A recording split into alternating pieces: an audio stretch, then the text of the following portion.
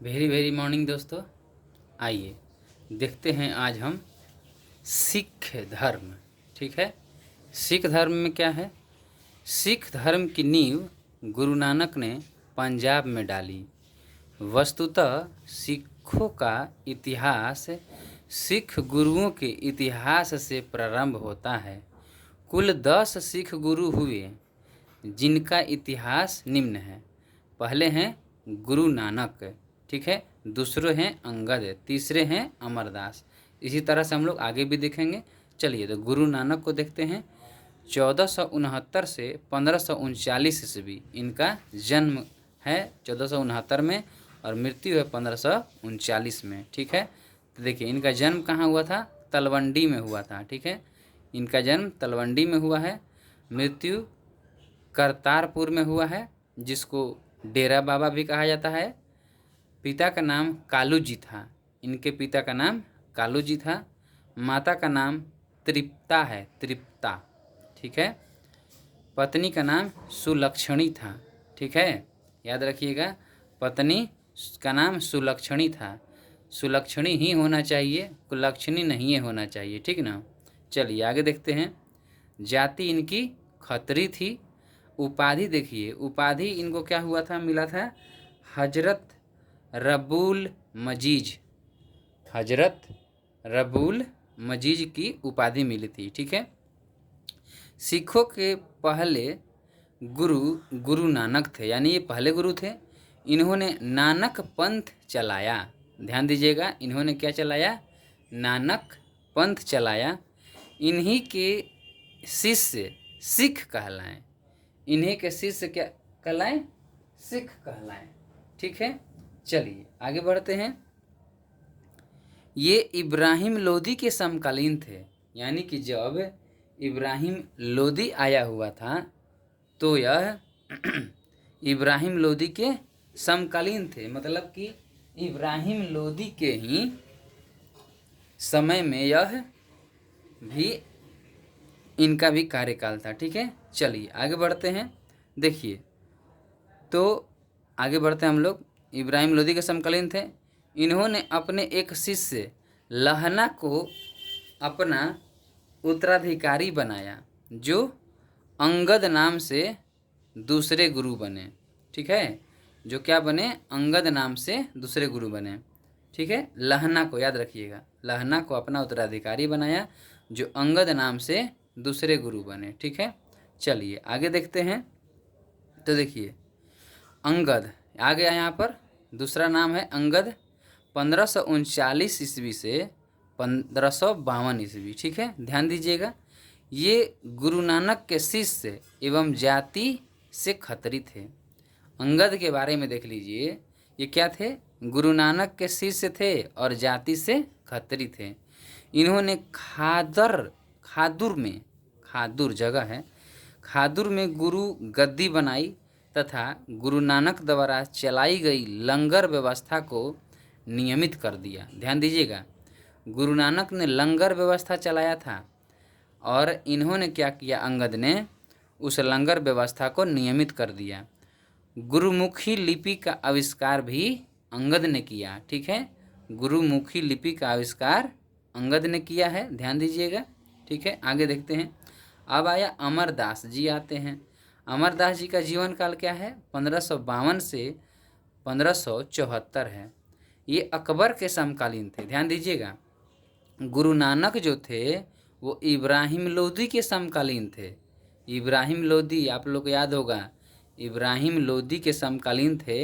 इब्राहिम लोदी आप लोग को पता होगा कि बाबर जब आता है तो इन्हीं से युद्ध लड़ता है ना, और इनको हरा करके और बाबर अपना साम्राज्य का विस्तार करता है या शुरुआत करता है। ठीक है ना, तो उसी के समकालीन थे गुरु नानक।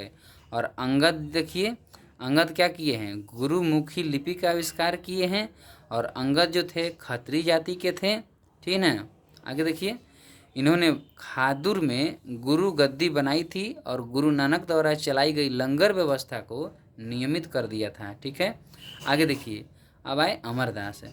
ठीक है, कार्यकाल हम लोग देख चुके हैं। ये अकबर के समकालीन थे। तो अमरदास किसके समकालीन थे? अकबर के। हाँ दोस्तों, इन्हीं की एक बेटी हैं अमरदास की, जिनको अकबर ने भूमि दान में दिया था। ठीक है, देखिए इन्होंने अपनी गद्दी गोविंदवाल में स्थापित की। इन्होंने अपनी गद्दी कहाँ स्थापित की? गोविंदवाल में स्थापित की।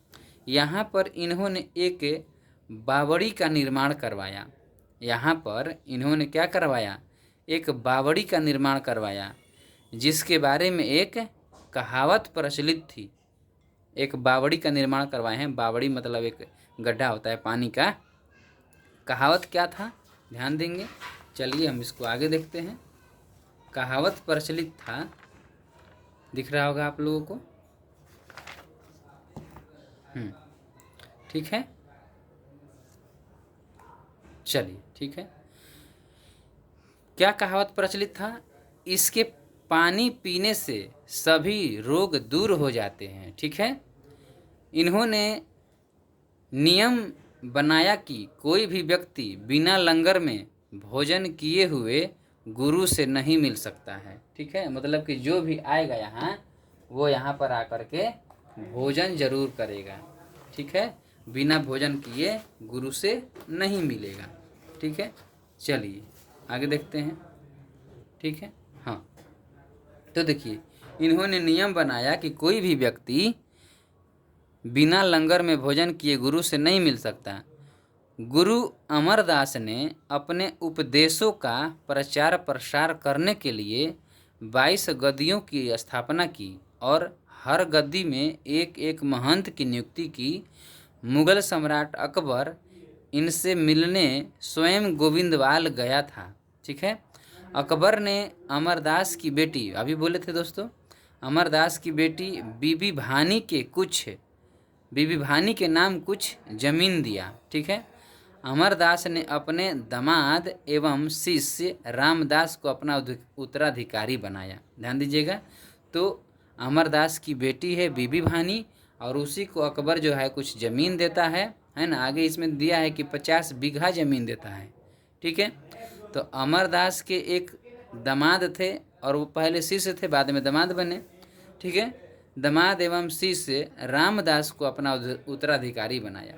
ठीक है, तो चौथे गुरु आ जाते हैं रामदास, और यहीं से क्या होगा कि पैतृक हो जाएगी गुरुओं की उपाधि। ठीक है, गुरु का पद पैतृक हो जाएगा। रामदास आते हैं 1574 से 1581। ये अकबर के समकालीन तथा अमरदास के दामाद थे। अब देखिए, अमरदास के दामाद हैं, अमरदास भी अकबर के समकालीन हैं, तो रामदास भी अकबर के समकालीन हैं। अकबर ने इन्हें 500 बीघा ज़मीन प्रदान किया था। इसी ज़मीन पर इन्होंने अमृतसर नामक शहर बसाया। ठीक है, अमृतसर नामक शहर कौन बसाया था? रामदास ने। ठीक है, पहले इस नगर का नाम रामदासपुर था। पहले इस नगर का नाम क्या था? रामदासपुर था। ठीक है, आगे देखिए, इन्होंने नगर निर्माण में धन की आवश्यकता के कारण अपने अनुयायियों को पैसा वसूलने के लिए भेजा। इन अनुयायियों को रामदासी कहा जाता था। रामदास ने अपने तीसरे पुत्र अर्जुन को उत्तराधिकारी नियुक्त करके गुरु का पद पैतृक बना दिया। ठीक है, तो गुरु का पद पैतृक कौन बनाया दोस्तों? रामदास ने अपने तीसरे पुत्र अर्जुन को गुरु बना करके, गुरु का पद दे करके। अब आइए 5वें गुरु के बारे में पढ़ते हैं, गुरु अर्जुन देव। ध्यान दीजिएगा, तो आपसे देख लीजिए गुरु अर्जुन देव के बारे में। 1581 से 1606 ईस्वी में। ठीक है, इन्हें सच्चा बादशाह कहा जाता है। इन्हें सच्चा बादशाह कहा जाता है। इन्होंने रामदासपुर में अमृतसर और संतोष सर, अगर होंगे कोई संतोष सर आपके तो याद रखिएगा नाम, अमृतसर और एवं संतोष सर नामक तालाब निर्मित करवाएं। अमृतसर और संतोष सर नामक तालाब निर्मित करवाएं। ठीक है, चलिए आगे बढ़ते हैं। देखिए, अमृतसर तालाब के मध्य में 1589 ईस्वी में हरमंदिर साहब का निर्माण करवाया। तो हरमिंदर साहब जो स्वर्ण मंदिर कहलाता है, हरमिंदर साहब का निर्माण करवाया। इसकी आधारशिला कादरी संप्रदाय के प्रसिद्ध संत मियाँ मीर, याद रखिएगा नाम, ये एग्जाम में आता है, मियाँ मीर, ठीक है, मियाँ मीर द्वारा रखी गई, मियाँ मीर। अर्जुन देव ने तरन तारण एवं करतारपुर नामक नगर का निर्माण करवाया। तरन तारण एवं करतारपुर नगर का निर्माण करवाया। 1595 ईस्वी में ब्यास नदी के तट पर गोविंदपुर नामक शहर बसाया। इन्होंने नगर के निर्माण के लिए अपने अनुयायियों को पैसा वसूलने के लिए भेजा, जो मनसद और मेउरा कहे जाते थे। मनसद या मेउरा, ठीक है, मनसद या मेउरा। रामदास जिनको भेजे थे वो क्या कहलाए थे? रामदासी, ठीक है ना, इनके रामदास के अनुयायियों को रामदासी। अब देखिए, ये जिनको पैसा वसूलने के लिए भेजे थे उसे मनसद या मेउरा कहे जाते थे। इन्होंने अनिवार्य आध्यात्मिक कर लेना शुरू किया। तो अनिवार्य आध्यात्मिक कर लेना किसने शुरू किया? अर्जुन देव ने, ठीक है। तथा अपने शिष्यों से कहा कि अपनी आय का 1/10 भाग गुरु को अर्पित करें। यानी जो अभी संविधान में कोरम की बात होती है वही है इसमें क्या, अपने शिष्यों से कहा कि 1/10 भाग गुरु को अर्पित करें, ठीक है ना, आध्यात्मिक कर के रूप में। 1604 ईस्वी में इन्होंने आदि ग्रंथ की रचना की। तो आदि ग्रंथ की रचना किसने किया? गुरु अर्जुन देव ने, ठीक है। खुसरो को समर्थन देने के कारण जहांगीर ने इन्हें 1606 में मृत्यु दंड दे दिया, ठीक है, याद रखिएगा। अब देखते हैं आगे, देखिए अब आता है हरगोविंद। हरगोविंद आते हैं तो ध्यान दीजिएगा, हरगोविंद के बारे में देखिए, ठीक है। देखिए हरगोविंद आ गए 1606 से 1645 ईस्वी। इन्होंने सिखों के में सैनिक भावना पैदा किया, सैनिक शिक्षा प्रारंभ की तथा स्वयं की रक्षा के लिए शस्त्र धारण करने की आज्ञा दी, ठीक है। इस तरह सिखों को लड़ाकू जाति के रूप में परिवर्तित करने का कार्य किया कौन? हरगोविंद, ठीक है। चलिए हरगोविंद जी, ठीक है। तो हरगोविंद यानी कि यह जो है सिखों को लड़ाकू जाति में परिवर्तित कर दिया। इन्होंने अमृतसर नगर की किलेबंदी कराई। अच्छा, अमृतसर नगर की किलेबंदी कौन कराए? हरगोविंद। और यहाँ पर 12 फुट ऊंचा अकाल तख्त का निर्माण करवाया। हरगोविंद ने अपने शिष्यों से धन के बदले घोड़े एवं शस्त्र प्राप्त किए। इन्होंने शिष्यों को मांसाहार की आज्ञा दी, आप लोग मांस खाइए। अपने पिता की जुर्माने की रकम न चुकाने के कारण जहांगीर ने इन्हें 2 वर्ष तक ग्वालियर के किले में कैद रखा। तो याद रखिएगा, अगर क्वेश्चन आएगा कि कौन से सिख गुरु हैं जिनको जहांगीर ने 2 वर्ष तक ग्वालियर के किले में कैद रखा, और वो भी क्यों? क्योंकि इनके पिता जो हैं जुर्माने की रकम नहीं चुकाए थे। तो हरगोविंद, इन्होंने कश्मीर में किरतपुर नामक नगर बसाया। किरतपुर नामक नगर बसाया। 1645 ईस्वी में किरतपुर में ही इनकी मृत्यु हो गई, याद रखिएगा। आगे देखते हैं हर राय, ठीक है। हर राय में क्या है?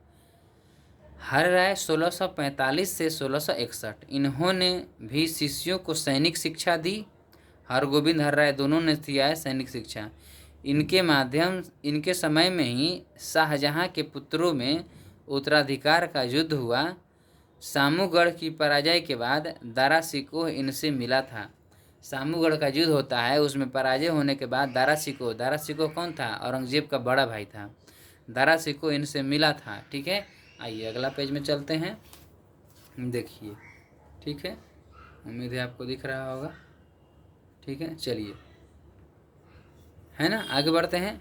देखिए, इससे नाराज होकर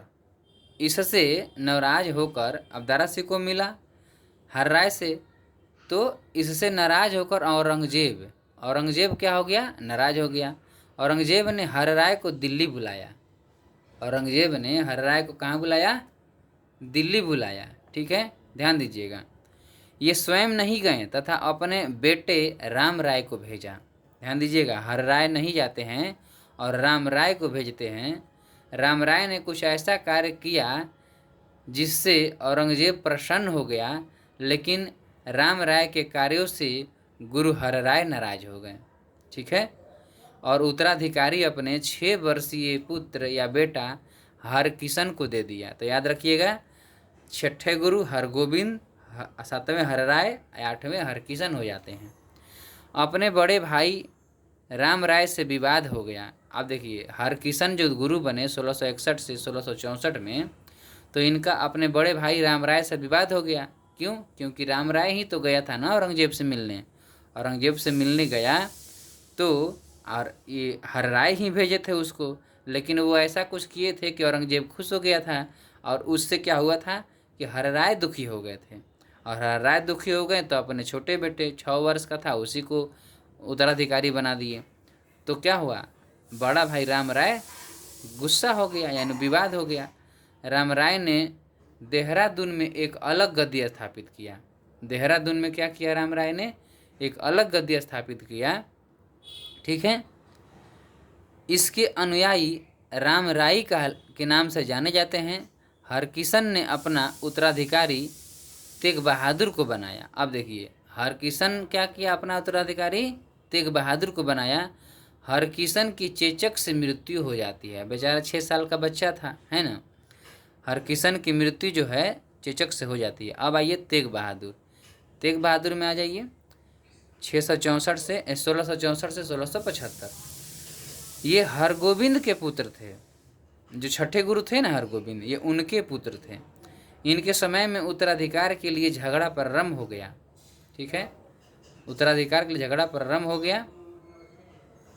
इन्होंने अपना स्थान अमृतसर की जगह मखोवाली में बनाया।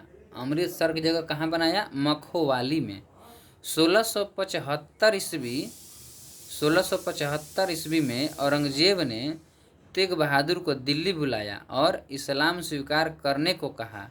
5 दिन की यातनाओं के बाद इनकी हत्या कर दी। ये नहीं स्वीकार किए, इसकी हत्या कर दी। ठीक है, आगे देखिए।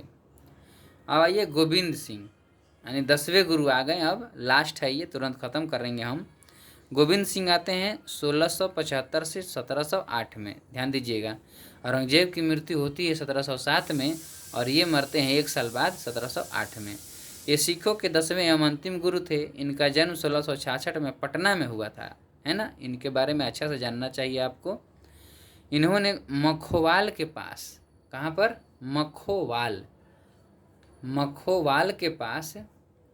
मखोवाल के पास आनंदपुर नगर की स्थापना की और वहीं पर अपनी गद्दी स्थापित की।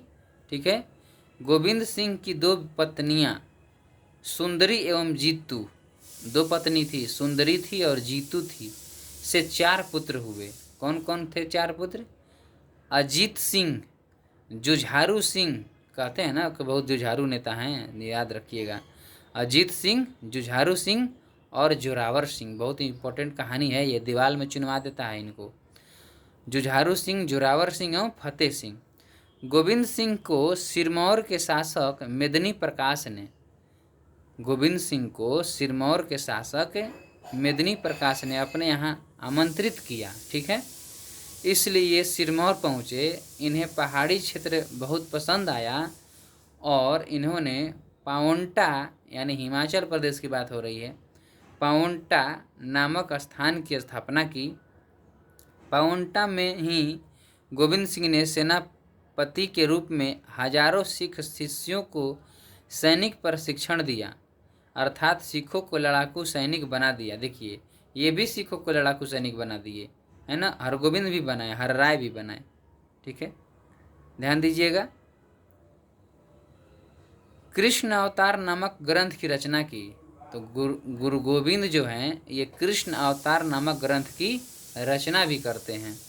ठीक है, इन्होंने पावंटा में ही किया था कृष्ण अवतार ग्रंथ की रचना, पावंटा में ही, मतलब हिमाचल प्रदेश में। ठीक है, इनकी आत्मकथा का नाम विचित्र नाटक है। देखिए, इनकी आत्मकथा भी है और उसका नाम क्या है? विचित्र नाटक। ठीक है, चलिए आगे बढ़ते हैं। इनकी एक और पुस्तक है, उसका नाम है चंदी दीवर। चंदी दीवर, चंदी दीवर है। ठीक है, अब देखिए, श्रीनगर के शासक फतेह शाह ने, श्रीनगर का शासक है फतेह शाह ने इनके बढ़ते प्रभाव के कारण पहाड़ी प्रमुखों के साथ भगनी पर आक्रमण कर दिया। इस युद्ध में गोविंद सिंह विजयी रहे। इस युद्ध के बाद गोविंद सिंह ने सुरक्षा की दृष्टि से 4 किले बनवाने का आदेश दे दिए। ये चारों किले अनंतपुर, किरतपुर के मध्य में स्थित हैं। कौन कौन है देखिए, आनंदगढ़, केशवगढ़, लौहगढ़ एवं फतेहगढ़। इन किलों का निर्माण 1688 ईस्वी में से 1690 ईस्वी के बीच किया गया। मुगलों की सेना ने आलिफ खां के नेतृत्व में पहाड़ी राज्यों पर 1690 ईस्वी में आक्रमण किया। कहलपुर के शासक भीमचंद्र ने गोविंद सिंह से सहायता की प्रार्थना की। फलस्वरूप नादौन का युद्ध हुआ। ठीक है, चलिए देखते हैं। अब उम्मीद है यहीं पर ख़त्म करेंगे, वीडियो ज़्यादा लंबा हो जाएगा। तो हम लोगों ने 10 सिख गुरुओं को देखा। ठीक है, चलिए अब हम लोग मिलेंगे अगले वीडियो में। तब तक के लिए देखिए, इसको फिर से पढ़िए और समझिए। ठीक है, धन्यवाद।